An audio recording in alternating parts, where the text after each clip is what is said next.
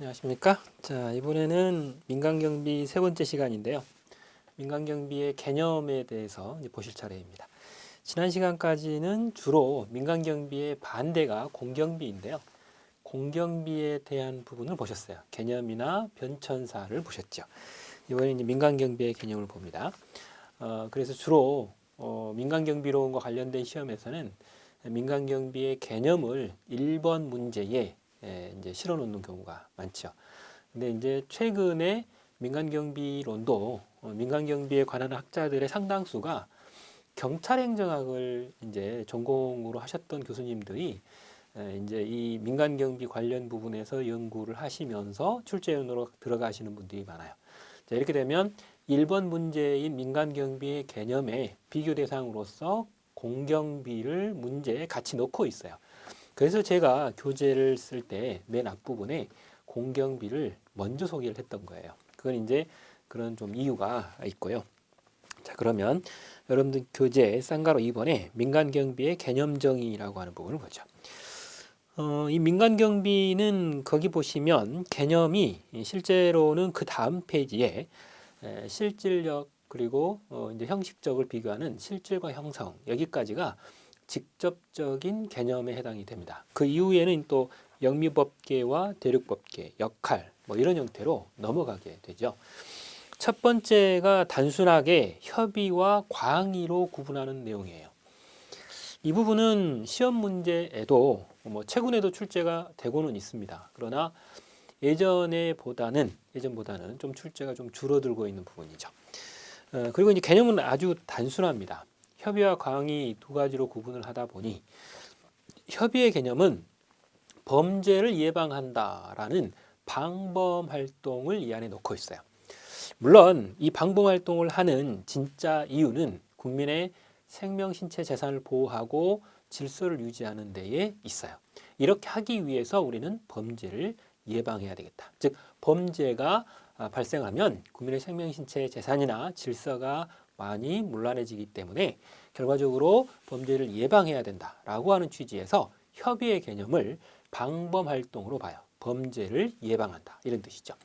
그런데 광의의 개념으로 가면 그 방범에다가 두 가지가 더 들어갑니다.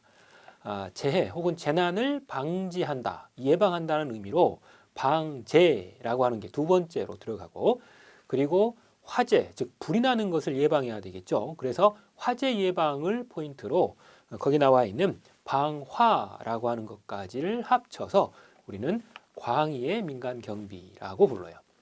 그래서 결과적으로 협의는 방범, 광의는 방재와 방화까지를 합쳐서 일컫는 말이죠. 이게 이제 아주 고전적인 민간 경비의 개념이었습니다. 근데 문제는 최근에는 시험 문제가 최협의, 협의, 광의 형태로 시험 문제가 출제가 되고 있어요. 그래서 이 부분을 제가 잠깐 비교를 한번 해보도록 하겠습니다. 먼저 개념인데 첫 번째가 되는 게 이 광의이죠. 광의이고 여러분들 교재를 보면 두 번째가 협의로 되어 있을 거예요. 협의. 그리고 세 번째가 최협의라고 되어 있을 겁니다.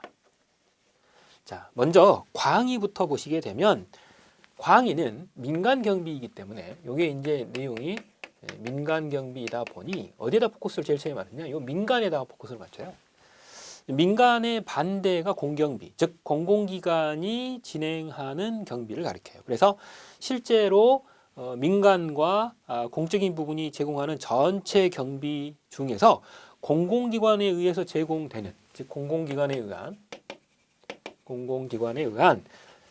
공경비, 우리가 이제 방금 전에 배우셨던 경찰 활동을 가리키는 말이죠. 공경비를 뺀다라고 하는 겁니다. 공공기관에 의한 공경비를 제외한다. 공경비를 제외한 의미가 이 안에 들어있어요. 가장 심적인 부분은 공경비의 제외라고 하는 부분입니다.